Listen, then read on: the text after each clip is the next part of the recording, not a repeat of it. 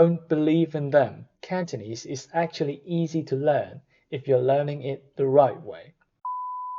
Hello everyone, 大家好, this is Jeffrey. Welcome to Jyuttoi, a place where you can find useful content to help you learn Cantonese Chinese as a foreign language. Today, in this video, I'm going to talk about 5 reasons for learning Cantonese Chinese and 5 other reasons why people are not already learning it.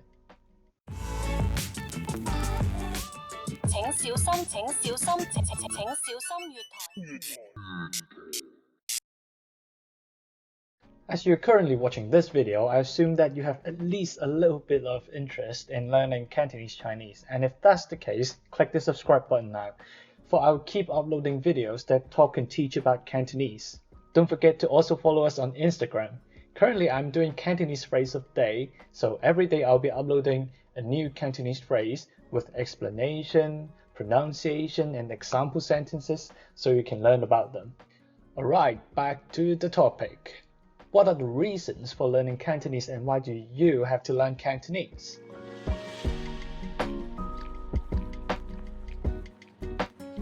According to Ethnologue, an annual reference publication that provides statistics on the living languages around the world, there are currently over 80 million native Cantonese speakers. I've no idea how accurate is that, but it's like many. 好多. And in 2021, Cantonese ranks the 18th most spoken language in the world. To compare, Korean ranks the 20th, Italian ranks the 27th, and Thai ranks the 30th. So it turns out that Cantonese isn't a small and unpopular language that many people perceive it to be. While Cantonese and its dialects are predominantly spoken in most parts of Guangdong Province, China, Hong Kong, and Macau, actually, native Cantonese speakers scatter across the continent. While you may find huge Cantonese-speaking communities in Southeast Asian countries such as Singapore, Malaysia, and Vietnam, these communities also exist further from home. In Canada, there are over 500,000 native Cantonese-speaking residents, mostly residing in the Greater Toronto area and in Metro Vancouver. And in the States, it's not uncommon to hear people speaking Cantonese in California, in New York City, or even in Hawaii.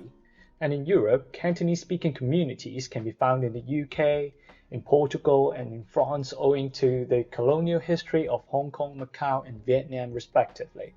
And of course, we have to mention Australia, where Cantonese is actually the 4th most spoken language in the country. So you just can't underestimate the power of Cantonese even outside the Canton area. Cantonese, like several other Chinese languages, includes a hint of late Middle Chinese in its pronunciation and contains some classic Chinese vocabulary. Moreover, in Hong Kong and Macau, where the primary language is Cantonese, traditional Chinese characters are used instead of the simplified ones. I do believe it's easier to appreciate classic Chinese poetry and calligraphy if you're a competent Cantonese speaker and a traditional Chinese characters reader. Of course, it's not only about the classical culture, but also the pop culture. But when talking about pop culture in East Asia, you might first think of K-pop or even anime if you're a weeb like me. However, back in the 1970s and 80s, popular Cantonese culture such as Canto pop and Cantonese movies, mainly from Hong Kong, they were actually exported internationally. Recently, in Hong Kong, we are seeing a revival of Canto pop. People are listening more to them.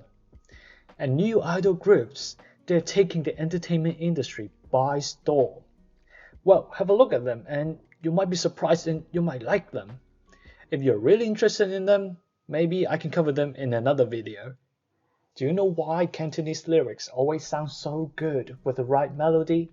And have you wondered why Cantonese-speaking people, they always laugh so hard while watching Stephen Chow's movie? We often say that language is the carrier of the culture, so when you have started learning Cantonese, you might have a better understanding on our food, our lifestyle, and our banters. So the 5th reason for learning Cantonese here is actually the main motivation that I heard a lot from all the language speakers, not only the Cantonese learners, is that they really want to have the best tool to communicate with the people.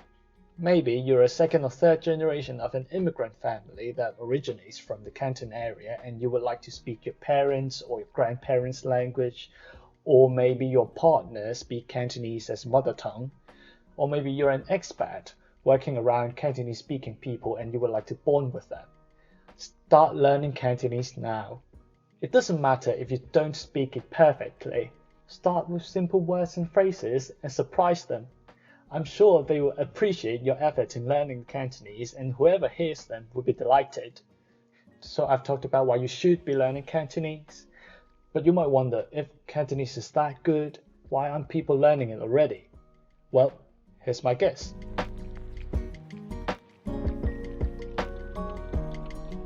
One of the main reasons I think why people are not learning Cantonese is because instead of you learning their language and speak with them, they're already speaking your language. Yes, most of us speak more than one language. But you would be so wrong to think that we deliver the same message when we speak Cantonese and when we speak other languages. So much is lost in translation, and for some phrases, when you express them in languages other than Cantonese, it will lose the meaning and lose the color. For some examples of these phrases, you can find them in our Instagram page. Oh, and also, most of us, even if we are bilingual or polyglot, we only reveal our true character while speaking Cantonese. It might be true that Mandarin Chinese is a more popular option when people choose to learn a new foreign language because it's the official language in China. And to be honest, many of the native Cantonese speakers, they are also trying to learn Mandarin as well.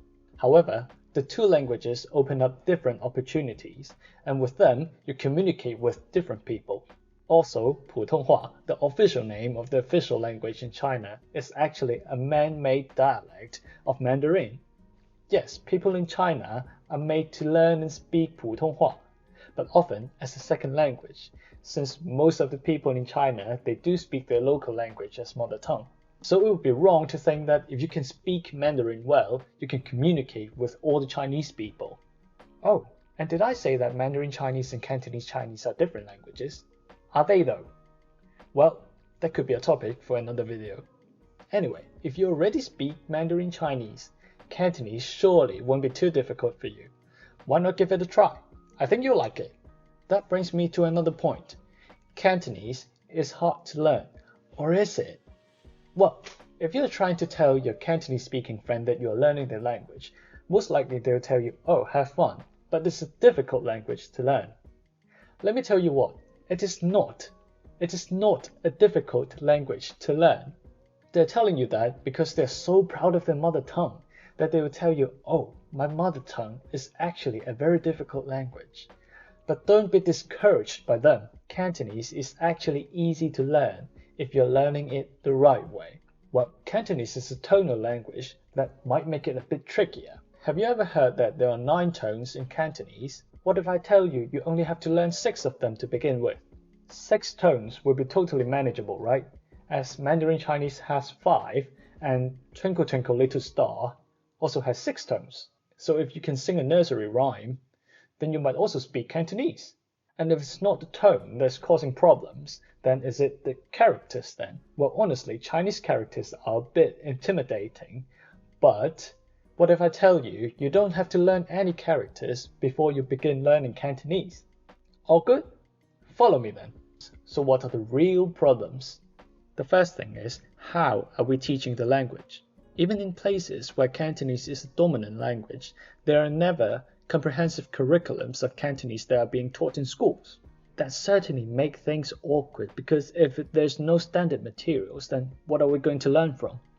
Luckily, some Cantonese speakers who are passionate about their language, they're creating some useful tools and materials so that you as a learner can get hold of the basics in an easier way. Another problem is, who will be teaching the language? Most Cantonese speakers acquire the language in their childhood by listening and talking to their parents, so only a few of them actually know how to learn to speak Cantonese. And that is also why few people know how to teach Cantonese as a foreign language. I'm not a teacher myself, but what I'm trying to do is to introduce ways that I believe is most effective in acquiring the language and to provide tips along your learning journey. So if you would like to get more from the channel, don't forget to hit like and subscribe to the channel. Let me know what are your reasons wanting to learn Cantonese and what are your struggles in learning it. See you in the next video. 我哋下條片見，拜拜啦！